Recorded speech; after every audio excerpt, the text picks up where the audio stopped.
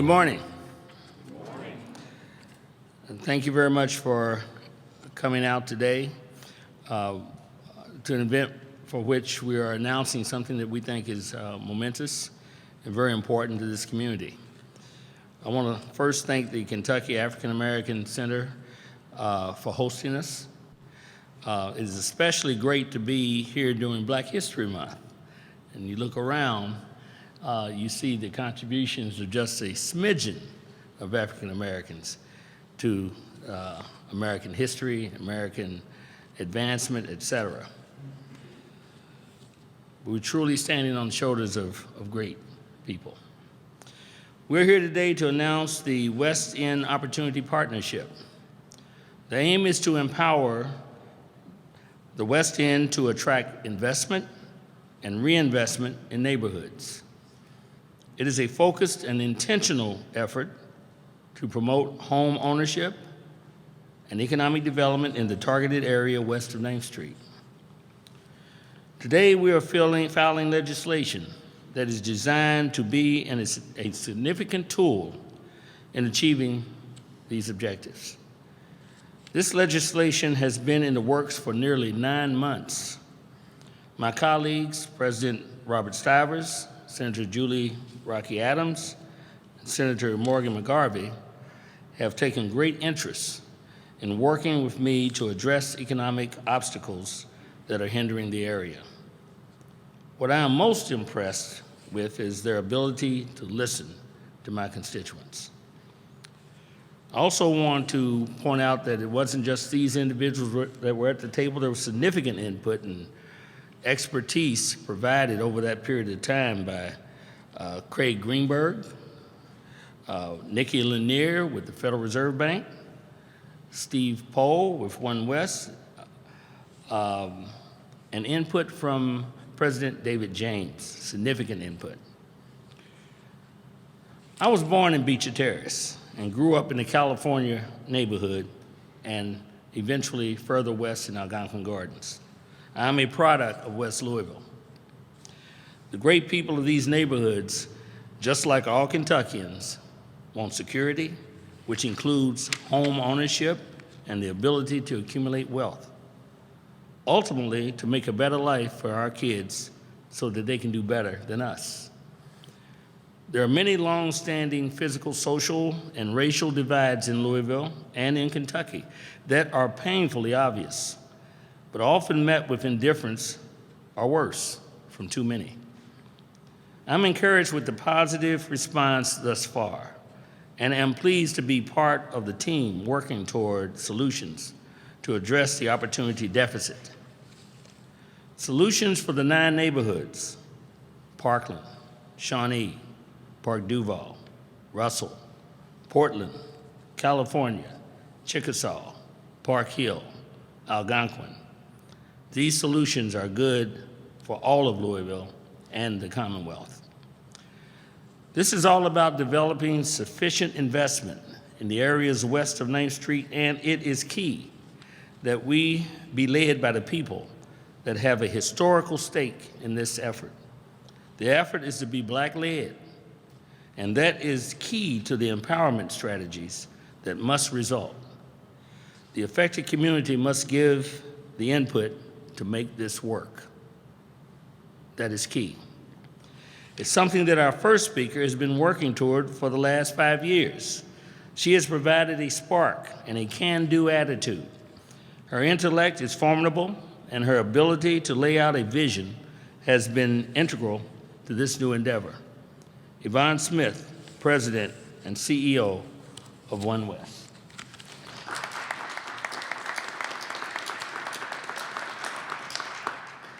Good morning, everyone, and thank you, Senator Neal, Mayor, and our elected officials. The most important people to be affected by this proposed bill is the community. Good morning, and thank you all for coming out to hear about this potentially groundbreaking proposed legislation. This opportunity reflects years of effort, blood, sweat, and tears. Many have come and gone, hoping and praying for a real intentional effort toward getting resources and opportunities for the West End of Louisville. We heard from the youth this summer how important it was to have real, meaningful investment and opportunities. My very quick address is in honor of Woody Porter of A.D. Porter & Sons, who has since passed away, Muhammad Ali, the GOAT, and all the local warriors that have been working to be bridge builders in this city. We applaud the senators here today and so many others that understand working with your polar opposite to find common ground in order to help people is what we are here to do. I took that from Van Jones. My hat is off to two extraordinary leaders. Senator Neal and Senator Stivers, we have witnessed the two of you lead this effort with class, humility, kindness, and comedy. This bill will create a tax district, create a development entity, and address gentrification. This bill came from the needs and desires expressed by our community. After hosting community discussions for the past 5 years, One West has been intentional in its advocacy efforts for and with citizens of the West End. This bill has the full support of the One West Board of Directors. From our fearless leader, Board Chair, Ms. Nikki Lanier, and our former chair, Mr. Steve Poe, who started this process and conceived the concept of this bill. We are all in support of the bill as proposed. We are looking forward to what is being introduced into the legislature with full expectations that what will be passed into legislation will be what we all intended. This bill handles the concerns around gentrification by providing protections for the existing homeowners against tax rate increases due to real estate values going up. When we hosted our Responsible Revitalization Conference over a year ago, that was the #1 concern, forced displacement. We're also very excited about having resources for home improvement for existing homeowners, affordable housing, and business development. The provisions in the bill that do this and ensure board governance must remain in place. The West End Opportunity Partnership will have a board structure. Most notable are the 5 seats for community members, people who live in the West End. Organizations referenced to be a part of the newly created entity are there to ensure institutional knowledge and Black representation are a part of the decision-making process in perpetuity. A seat for Simmons College of Kentucky and HBCU is held on the board because they represent the needs of our Black youth seeking higher education, and there has never been intentionality around incorporating them in the culture of an HBCU into the fabric of the community from an economic and cultural standpoint. They must be represented on this board as they are the key lever in building a sustainable Black middle class. In particular, to assure the needs of Black youth are incorporated into everything the partnership invests in. I stand before you as a product of the first HBCU, Shaw University, Raleigh, North Carolina, started in 1865. We also included U of L as an intentional partner in the quest to access research and institutional expertise in business, economics, law, environment, and more. Knowledge is power, and our institutions of higher education as partners bring that, and usually on an in-kind basis. We have One West because we thought it imperative to have a subject matter expert steeped in the nuances and knowledge of how to ensure you put community first in your economic development efforts. Knowledge of capital stacking, project development, community engagement, multi-block restoration, equity, advocacy, and economic justice is critical to having significant impact. You may not like the characters, but we have to work together to get the work done. We have Urban League and NAACP because NAACP was started in 1909 in response to ongoing violence against African Americans around the country. It was started by white and Black activists, so they have 112 years of institutional knowledge to bring to bear on what we are still facing so many years later. The Urban League, because its roots go back to 3 organizations: the National League for the Protection of Colored Women, the Committee on Urban Conditions Among Negroes, and the improvement of industrial conditions among Negroes in New York. You see, their history is rooted in addressing problems in urban centers for Negroes and women. They know how to bring people together to address common issues and concerns, and they have a 111-year head start on us in doing this work. Therefore, they must bring that expertise alongside people focused on history, research, and economic development. You can't measure equity if you don't know where the floor is. Critical to the mission are groups with financial resources. There is a seat for a large financial institution, preferably one that has announced a multi-million-dollar commitment to investing in Black communities. A foundation with considerable resources to make things happen locally and can leverage that with national foundation investment. Listen, we all know we're not going to rebuild and reinvest in the West End by begging from foundation to foundation year after year. We have to have sustainable resources, and that's what this is all about.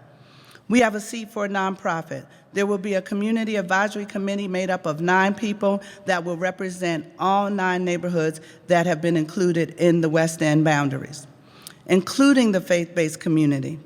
This is an effort to bring us together, folks. If ever there was a time, now is the time. You want people that can rally the troops in their respective circles to help make this engine go. There will be new groups and new people that will come along, and they should be invited to participate.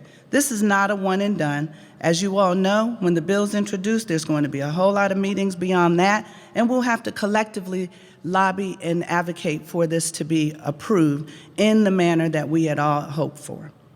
I just want to say, and in closing, we will all be able, if we do this right, we will all be able to look in the mirror and say, on this day, at this time, we rose to the occasion that called for true collaborative leadership. Thank you.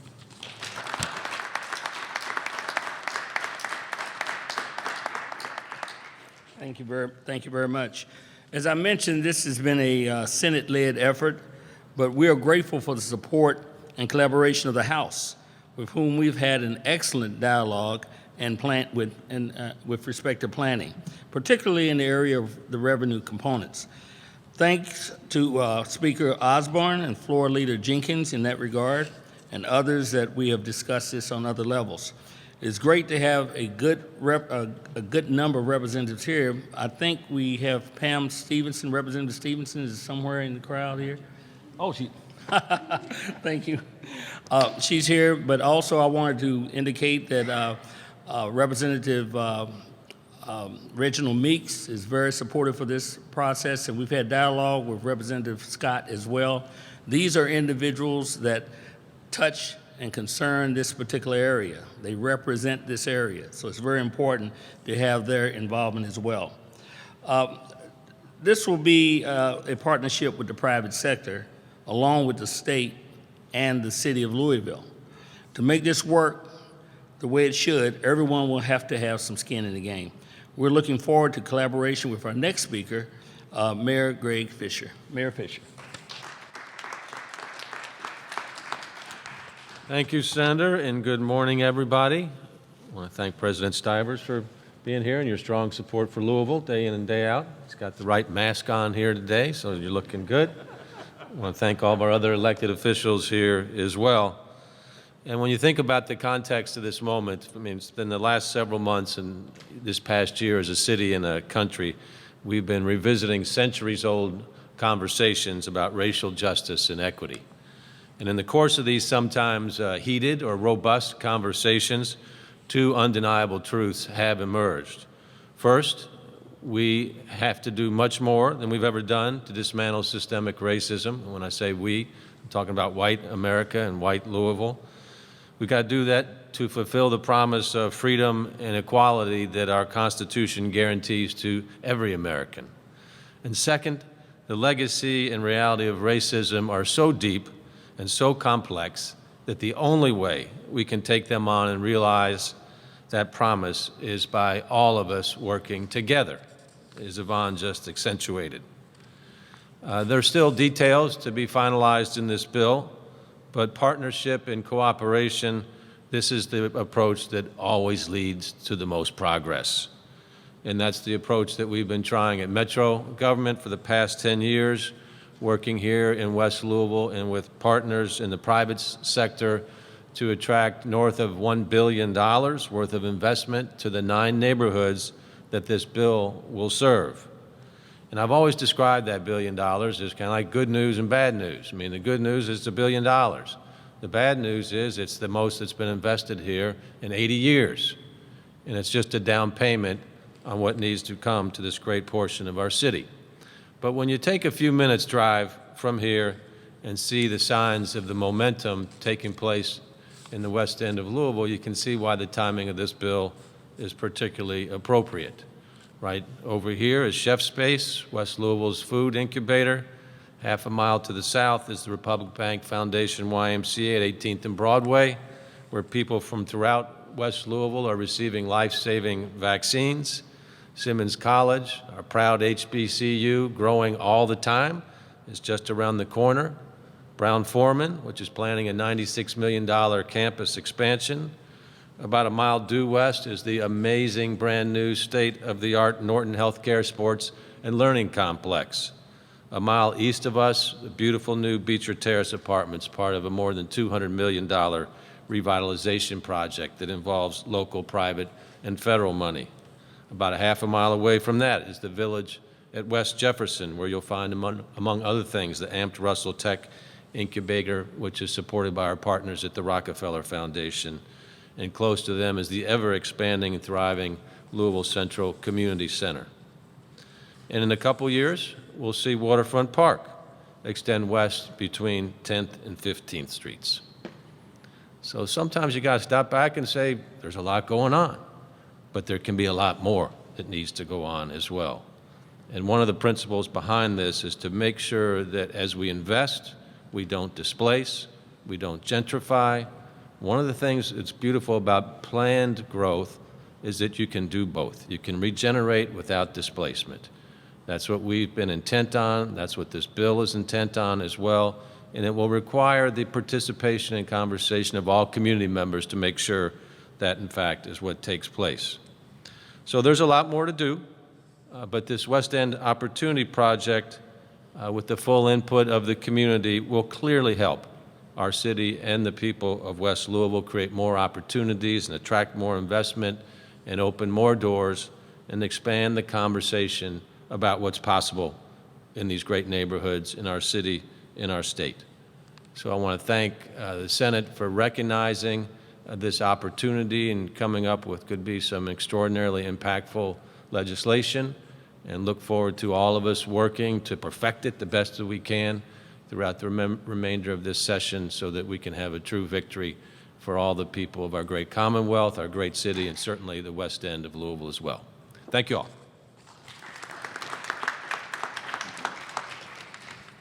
Thank you, Mayor Fisher. President Stivers. President Stivers is someone who takes a statewide view on things. I can attest to that. While not everyone in Frankfort understands the importance of a successful Louisville as the state's major economic engine, President Stivers does. He also understands the dynamics of generational poverty, and I think has approached this process with a lot of empathy and interest. His knowledge of TIF and his expertise in forming boards that are functional for now and tomorrow has been really critical to this process. His command of the Kentucky Constitution is strong. President Stivers has been key to this process. President Robert Stivers.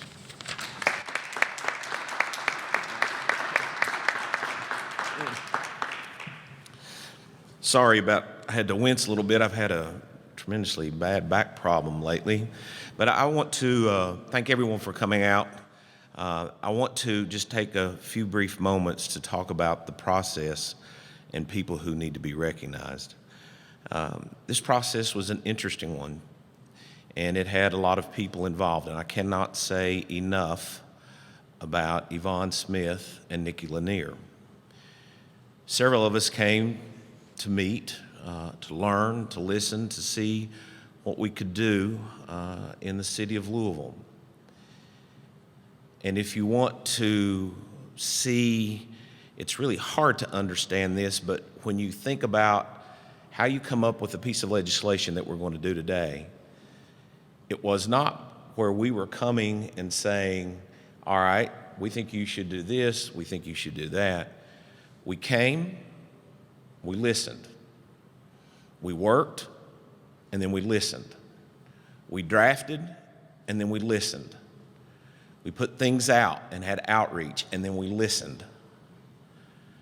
I come from a very poor area in eastern Kentucky. And so when Senator Neal, and I call him Gerald because you may not realize this, we're the two oldest guys in the Senate right now in your terms of longevity. I do know what poverty looks like because I come from an impoverished area. And so coming here to the city of Louisville and listening, working with the group, and I want to, beyond Nikki and Yvonne, let me say this: Senator Neal, Julie Rocky Adams, Morgan McGarvey, Steve Poe, Craig Greenberg, President James, Couture is here. We had all types of meetings with local business people, individuals. We wanted to hear what they said. We listened. Now, were there impediments? Are there constitutional implications? Are there statutory implications? Are there tax implications? There is. But today, this group has come together to create a bill that was really quite a heavy lift over 9 months to try to draft something that would do two things. One, make an economic difference in this area of Jefferson County. And two, making sure we maintain the fabric of this area to where we would not have unintended consequences of gentrification. We have threaded that needle with the legislation we are providing. To make this happen, we have created a strong board that will have the institutional knowledge and the financial wherewithal to make sure we have that appropriate investment, that the money that is generated from this point on for the next 30 years will be reinvested in this region that is diagrammed on the board to make a difference. Tax increment financing, we know, is in the weeds, but that's where the investment and new taxes that are generated then gets put back into the community. And then we are going to try to create a seed fund with $20 million of local match and $10 million of state match to look at how it can be invested for home ownership, small business, large business, to create opportunity. Because I think all of us, no matter where we come from, be it here in Louisville or from Manchester, Kentucky, want all the same things. We want a good home, a good job, health insurance, the ability to go on vacation, the ability to educate our children, the ability to retire in comfort, and most of all, leave the world a little bit better off for our children than how we found it.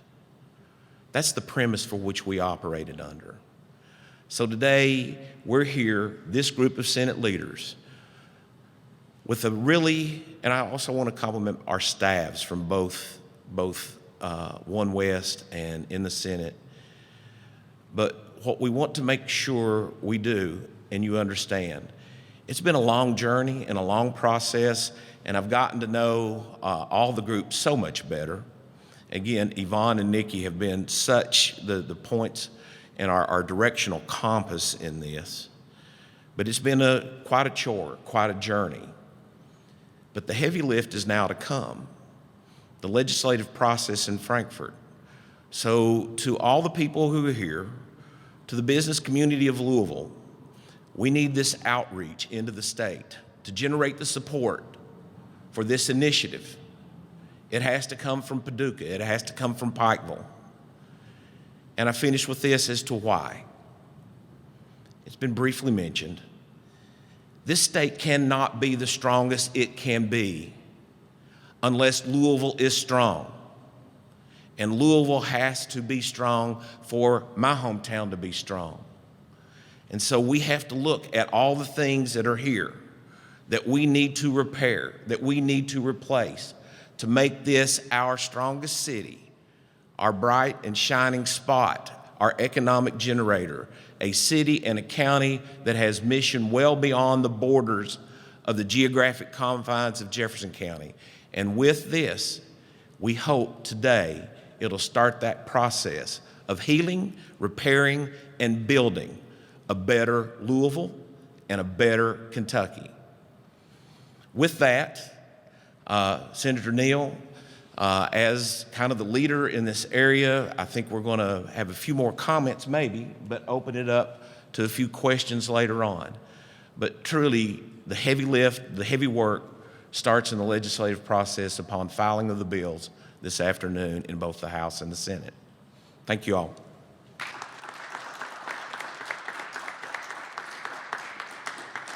Thank you, President Stivers. As I mentioned earlier, this is about empowerment. It has to be about empowerment. As Yvonne explained, the empowerment component of this bill means that the neighborhoods have a say and a Black-led funding vehicle that will invest in them. In addition, 80% of the revenue generated will stay right here in West Louisville. We've taken care to craft an arrangement that prevents residential property taxes from displacing our residents. Residential owners' property taxes will not increase until the sale of the home. And that means not only those individuals, but their heirs who are also going to be living and carrying on home ownership in those particular locations. West Louisville is where we want to stay and thrive, and the opportunity to create generational wealth in these 9 neighborhoods is critical. More housing and more affordable housing is paramount, and it will be something that I know will be the major focus of this partnership. While we will ensure that renters have better options and more affordable leases, our ultimate goal is more owner-occupied homes because we know this builds generational wealth. The Opportunity Board will be led by an African-American majority. Individual representatives from key West End stakeholder organizations will lead and leverage financial investment opportunities, invest in projects and initiatives, housing, and make loans to businesses, individuals, or other organizations seeking to invest in West Louisville. I look forward to championing this bill through the Senate with my Senate colleagues here today and working with the House for final passage. Then the real work begins, as President Stivers has indicated. And of course, that work extends beyond us. We all must be involved. We all must be in this together.